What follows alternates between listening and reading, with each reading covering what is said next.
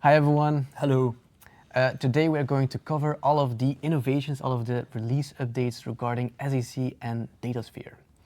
But before we continue, maybe let's introduce ourselves. My name is Jens Bakke. I'm an analytics expert at Flexo Analytics. My name is Simon Nasens, and I'm also an analytics expert at Flexo Analytics. Yeah, go ahead. Yes. Today we will talk about the new features in Datasphere and in SAP Analytics Cloud. So let's start with the new innovations in SAP Analytics Cloud.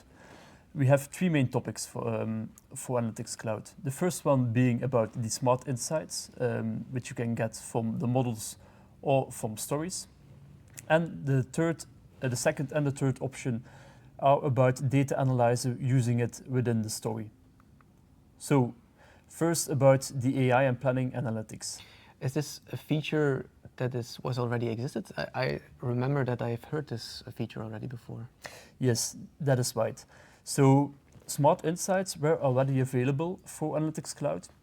The big difference right now is that those features are now available for data models and for optimized design experience story.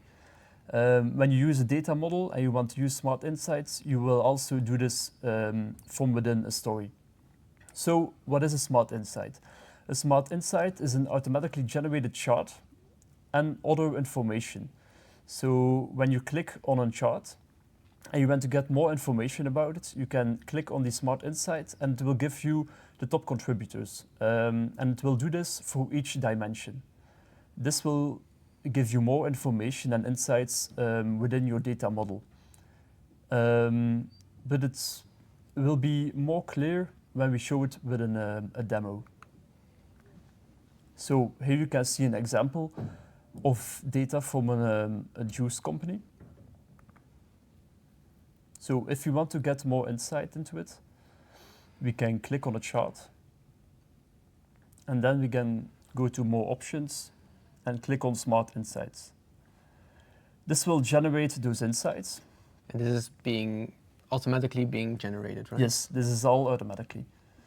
So here you can see it shows the top contributors. When we expand it, it will generate charts and so show top contributors here for product. And it will do this for each dimension. So here it will show it for location.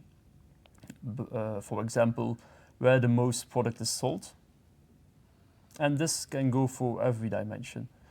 And for each dimension, it can then generate a chart. So this feature is really for exploring your data in more depth. Indeed, exactly. Yeah. This way, you can make sure you don't overlook something within your data. Nice feature. Yes, indeed.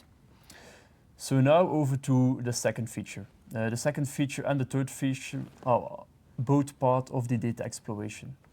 So for the second feature, it's about data analyzer and using it within a story. Now with the new feature, you are able to pin insights within your story. So when you click on a chart within your story, you can go to data analyzer and it will open it from within the story. And in that data analyzer, you can play with your data. You can go specific on certain items within your dimensions. You can add measures, you can remove measures, and then you can pin it to that story. So instead that you need to look into your file system and search for the insight, in your story directly, you can click on the chart and then click on the insight. So to show it with an example, here we have our juice company again. And before we can use the data analyzer within the story, we need to enable it first. So we will go to the edit mode. Then we will click on settings. And here, when we scroll down, you get the option of data exploration settings.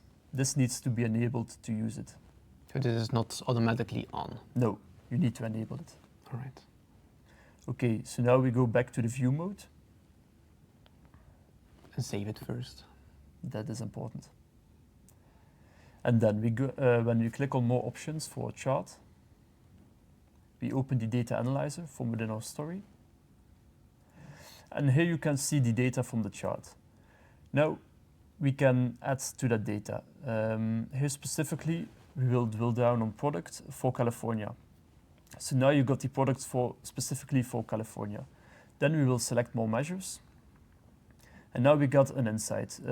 This insight we want to save.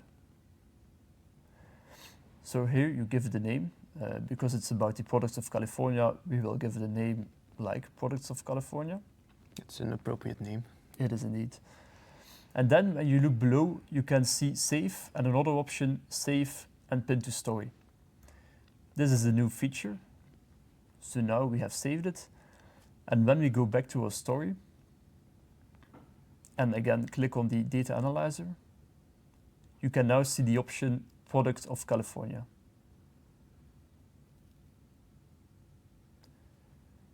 And here we have the data that we saved before. Right. Did I see correctly that you can also remove this? That is true.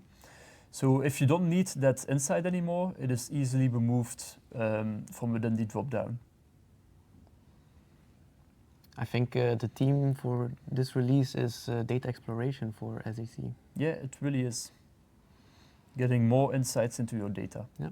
You also talked about a second feature of the data analyzer. Can you elaborate a bit more on that? Yeah, the second feature is also using the data analyzer within your story. And here it's about link dimensions. So when you use a story, you will also use a data model which your visualization is based on. A possibility is to link your data model to another data model by using a link dimension.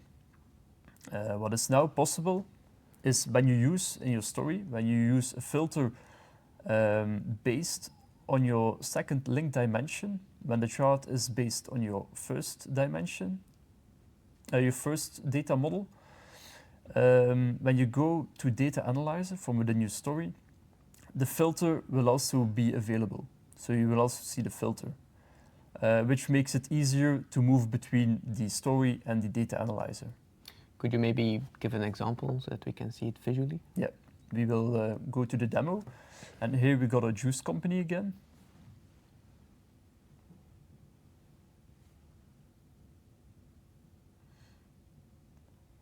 Then we will link our models. So here you can choose your model and your second model.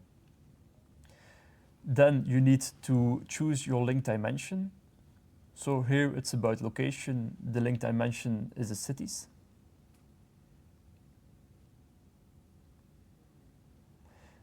And then when we look at the chart,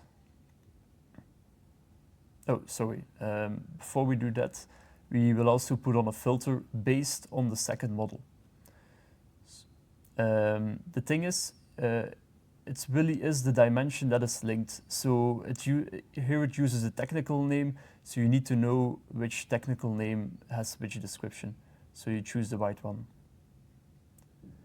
Okay, so when the filter is applied, you can go to the more settings. And here we can open Data Analyzer.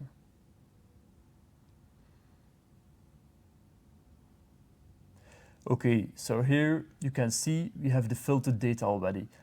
And before it would show all the data from the data model. And that is the big difference between the new feature and the old one. All right, so before it really was, you needed to do the steps again, and now it's already being filtered. Yes, it's already filtered based on the second model. Okay, so that were some of the interesting features from the Analytics Cloud. Now, Jens, can you talk about a bit more about the features for Datasphere? Of course. In Datasphere, the analytic model gained a lot of love. A lot of upgrades are gained there. Starting with the stacking of the analytics model. It's really part of a big story, really, for the analytic model. Because first you start with the stacking of the analytic model, then you can replace the fact source, if you like. And once you created measures, you can see what the measure dependency is of your measures. And then with the cherry on top, the display attributes are now also supported in the analytic model. So as you can see, a lot of love for the analytic model. But let's start with the first feature, the stacking of the analytics model. What do I mean with that? Well, if we have an amazing analytic model and we want to reuse it, create a variation of that model, that is now a possibility. You can now drag and drop it into the designer and keep all of the logic, all of your associations, all of your dimensions, all of your measures, and reuse certain things or add certain things to really make the variation its own thing. So let me maybe show it via a demo. It's really easy. You just drag and drop it into the designer. And then you will ask which dimensions do you want to take with you. And then it will load it, and then you can start tweaking it. One of the things that you can tweak is, for example, the next feature, the fact source. If you want to replace the fact source, that is now a possibility. You can easily do it by just dragging and drop it into your fact source. And it looks a bit like this. So this is our analytic model that we just placed into our designer. And on the left hand, you can see our new fact source that we want to replace the old one with. Okay. And then, as you can see, we just drag and drop it. Then it will give you a validation screen. Everything seems fine. So then we can just say that it's okay, and the model is ready with the new fact source. Okay, that really sounds like an awesome feature. It really is. It becomes even more awesome when we look at the measure-dependency graph. If you create calculations in your analytic model, now you can see where that measure comes from, or what the nodes are from that via a lineage graph. As I said, you create a calculation and you can click on the lineage button, and it will show you what the elements were to create this measure. It looks a bit like this. So I created a random calculation based on a date. And if I click on the lineage button, you can see that the date table is being used for the creation of this measure. Then last but not least, the display attributes. Before this, there was no differentiation between display and navigational attributes. But now, thanks to this release update, now there's a differentiation. Now you can use both of them, similar to SAP BW. So now we can use this for drill downs, for filters, and even for measure expressions. So yeah, that's a bit it for the Datasphere updates. Okay, it really, like you said before, looked like they give a lot of love to the analytic model within the Datasphere. Yes, indeed. And if you want to see a bit more details regarding the updates, you can always visit our release page or follow us on LinkedIn. Yes, thank you for your attention. And thanks for watching.